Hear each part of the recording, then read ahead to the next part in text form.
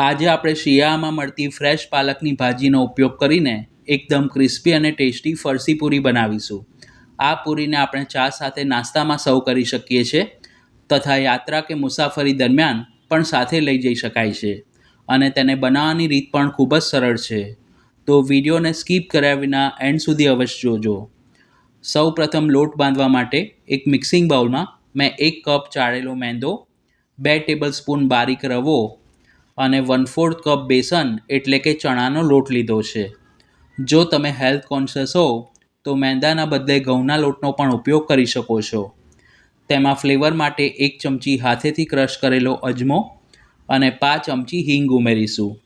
તેની સાથે 1 ચમચી તલ અને સ્વાદ પ્રમાણે મીઠું ઉમેરી તેમાં મુઠ્ઠી પડતું અથવા તો 2 થી અઢી પરી જેટલું તેલ ઉમેરીશું. પાલકની ભાજીમાં પણ થોડી ખારાશ રહેલી હોવાથી મીઠું પ્રમાણસર ઉમેરવું. મોળમાં તમે તેલના બદલે ઘીનો પણ ઉપયોગ કરી શકો છો. હવે લોટને સરખી રીતે મોઈ લઈશું. અત્યારે આપણે જેટલું માપ લીધું છે તેમાંથી 30 થી 35 નંગ જેટલી પૂરી તૈયાર થશે. પછી મેં અડધો કપ ફ્રેશ પાલકની ભાજીની પ્યુરી લીધી છે. 100 ગ્રામ પાલકની ભાજીને પાણીથી ધોઈ તેમાં 2 નંગ લીલા મરચાં અને 1 નાનો ટુકડો આદુ ઉમેરી વાટવા પૂરતું 2 થી 3 ચમચી જેટલું પાણી ઉમેરી મિક્સરમાં બ્લેન્ડ કરીને પ્યુરી બનાવી છે. થોડી થોડી પ્યુરી ઉમેરતા જવું અને જેમ આપણે રેગ્યુલર તીખી પૂરી બનાવીએ છીએ તે રીતનો મધ્યમ કઠણ લોટ બાંધવો. આ રીતનો લોટ બાંધ્યા પછી તેને ઢાંકીને 10 મિનિટ માટે મૂકી રાખવો. પછી તેના ઉપર અડધી ચમચી જેટલું તેલ રેડી લોટને સરખી રીતે કેળવી લઈશું અને તેમાંથી નાની સાઇઝના લુવા બનાવીશું. જો તમે પાલકની ભાજીને બાફીને અથવા તો બ્લાન્ચ કરીને પછી લોટમાં ઉમેરશો તો પૂરીનો જે રંગ છે તે સરખો ગ્રીન નહીં આવે. હવે લુવાને હથેળી વડે દબાવી ઢાંકીને મૂકી રાખવા જેથી તે સુકાઈ ના જાય. પછી વારાફરતી 1 નંગ લુવાને આદળી ઉપર મૂકી આ રીતની ગોળ પાતળી પૂરી વણી લઈશું. આ જ રીતે લોટ બાંધીને તમે તેમાંથી પાલકના નમકપારા પણ બનાવી શકો છો. પૂરીને વણ્યા પછી તળતી વખતે તે બિલકુલ ફૂલે નહીં અને ક્રિસ્પી બને તેના માટે કાંટા ચમચી વડે તેના ઉપર આ રીતે પ્રિક કરીશું. બધી જ પૂરીને વણી લીધા પછી તેને તળવા માટે કઢાઈમાં જરૂર મુજબ તેલ ગરમ કરી કઢાઈમાં સમાય તેટલી પૂરીને તળીશું. તળતી વખતે તેલનું ટેમ્પરેચર અને ગેસની ફ્લેમ બંને મીડિયમ રાખવી.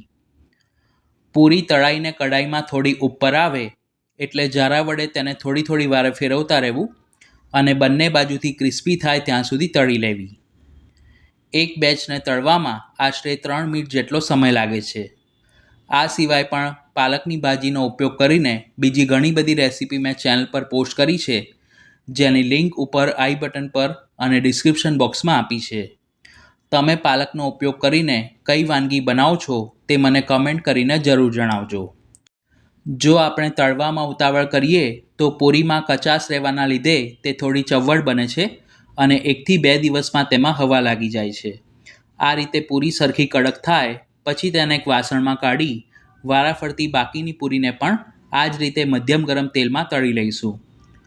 જો તમે તેને ઓછા ગરમ તેલમાં અથવા તો ધીમી આંચ પર તળશો તો પૂરીમાં તેલ વધુ પ્રમાણમાં એબ્ઝોર્બ થવાના લીધે તે પ્રમાણમાં ઓઇલી બનશે.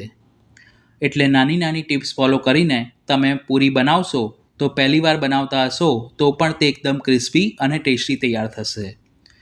બધી જ પૂરી તળાઈ જાય પછી તે રૂમ ટેમ્પરેચર પર ઠંડી થાય પછી એરટાઇટ ડબ્બામાં ભરીને 1 મહિના સુધી સ્ટોર કરી શકાય છે. હરિઘટા તથા હરિયાળી અમાસના દિવસે પણ આપણે આ રીતે ફરસી પૂરી બનાવી શ્રી ઠાકોરજીને સામગ્રીમાં ધરી શકીએ છીએ. તો એકદમ ક્રિસ્પી અને ટેસ્ટી પાલકની ફરસી પૂરી બનીને તૈયાર છે. તમે પણ આ રેસીપી જરૂર ટ્રાય કરજો. Thanks for watching this video.